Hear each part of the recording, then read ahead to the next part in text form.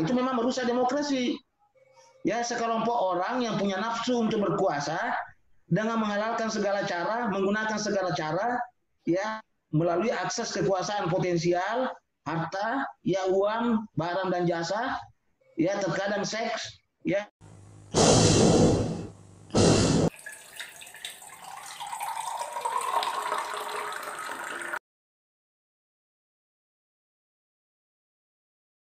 Kenapa bisa fenomena-fenomena yang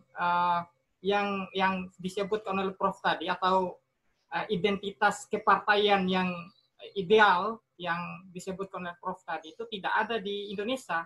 Apakah ada sesuatu yang apa namanya, kekuatan di luar partai, atau disebut juga ada oligarki kah yang membayang-bayangi kebijakan dan keputusan partai, atau yang menyebabkan partai tidak memiliki identitas ideologi, tidak memiliki orientasi ideal di dalam demokrasi?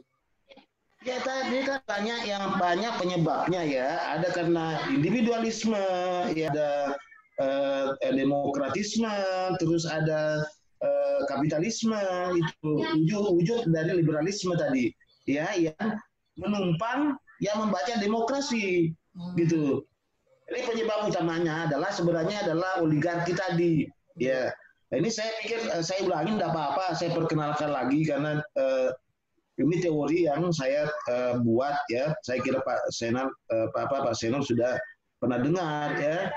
Ada teori oligarki kembar tiga. Sebenarnya ini untuk menggambarkan fenomena politik yang ada, ya, di sebuah negara di mana ada sekelompok orang, ya,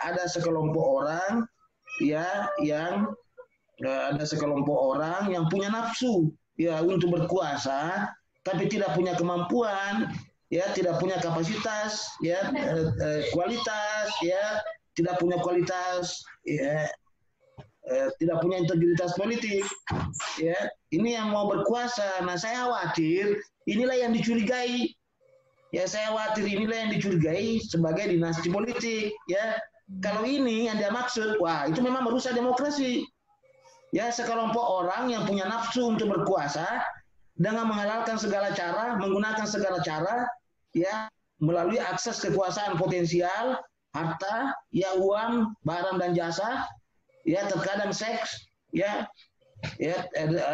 terhadap informasi, ya, terhadap massa, terhadap ilmu pengetahuan, terhadap harisma, ya kan, digunakan semua dengan cara halal, ya. Dengan cara tidak halal, ya. Dia menyelewengkan hukum, kemudian dia mengkombinasikan antara dan agar dia bisa menduduki jabatan itu. Inilah yang saya sebut dengan oligarki politik, itu. Masuknya di mana yang pertama? Ya, tentu melalui partai dong, karena partai yang menyediakan, ya, sumber kepemimpinan nasional, kepemimpinan lokal, gitu. Ya kan sulit sekarang di negara demokrasi itu, sulit itu pemerintahan terbentuk kalau tidak ada partai politik. Karena itu dia masuk ke situ, ya. Jadi oligarki politik ini memang masuknya di partai politik, gitu kan. Nah, ada juga sekelompok yang lain, sekelompok orang jumlahnya kecil, orang bilang segelintir orang, nafsu untuk menguasai sumber daya alam, ya, dan sumber daya buatan, gitu. Sumber daya alam dan sumber daya buatan tadi ini, ya.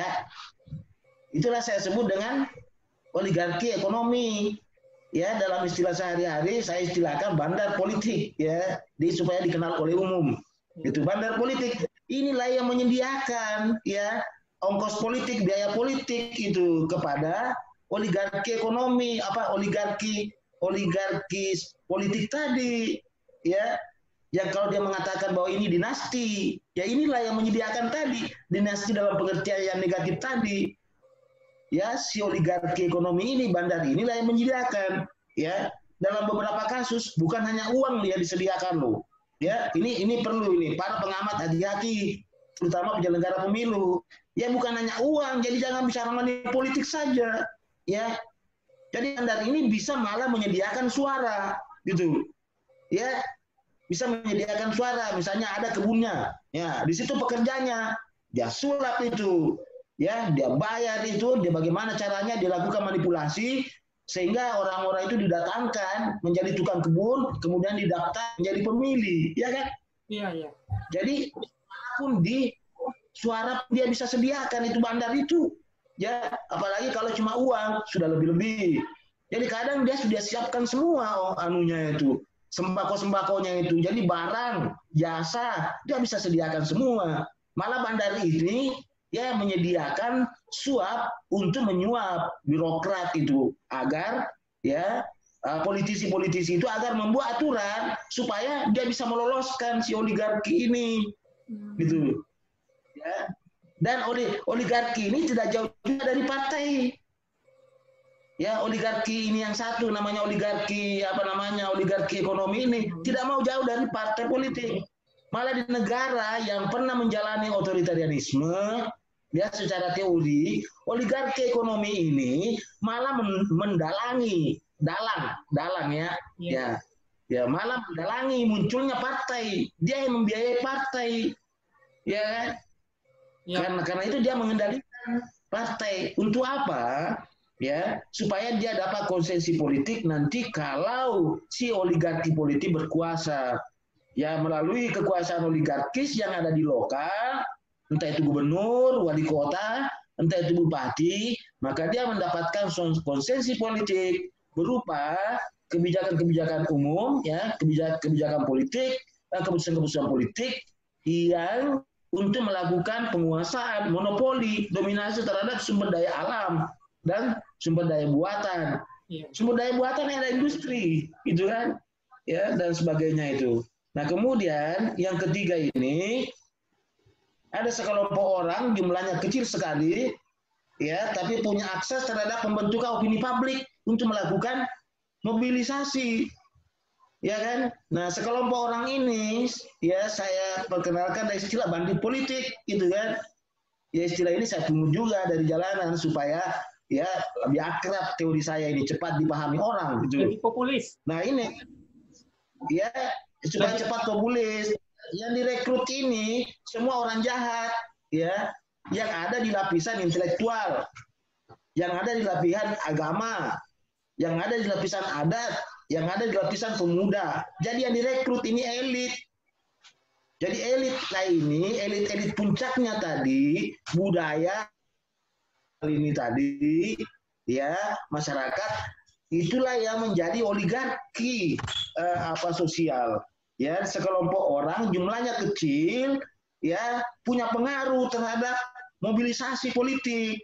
Nah, inilah yang menjual suara ya kepada tanda kutip menjual suara ini tadi ke oligarki politik ya, yang didanai oleh bandar gitu. Ya, karena itu konsensi politiknya yang dilakukan oleh oligarki sosial ini dua, itu mendapat konsensi ekonomi ya, keuntungan ya, tentu keuntungan material dan dari oligarki politik penguasa tadi dia bisa mendapatkan kedua-duanya itu. Jadi intelektual itu ya, seperti mungkin temannya Pak Sainul itu banyak yang jadi bandit itu. Ya, teman-teman saya juga jadi dosen, banyak yang jadi bandit itu. Cuma tidak merasa dirinya bandit. Ya kan? Tapi dia menggunakan teori-teorinya, dalil-dalilnya untuk menyesatkan masyarakat itu, untuk melakukan mobilisasi, untuk mendukung penguasa kan, karena dia ada apa di situ, dia akan jadi apa, jadi pejabat kan, ya, atau sehingga masyarakat itu termobilisasikan itu, ya, untuk mendukung yang tadinya itu oligarki, ya. Ini semua dalam pengertian negatif itu. Ya, inilah yang saya sebut oligarki politik, oligarki ekonomi, dan oligarki sosial. Ini masuk bukan hanya di partai politik, memang awalnya di partai politik.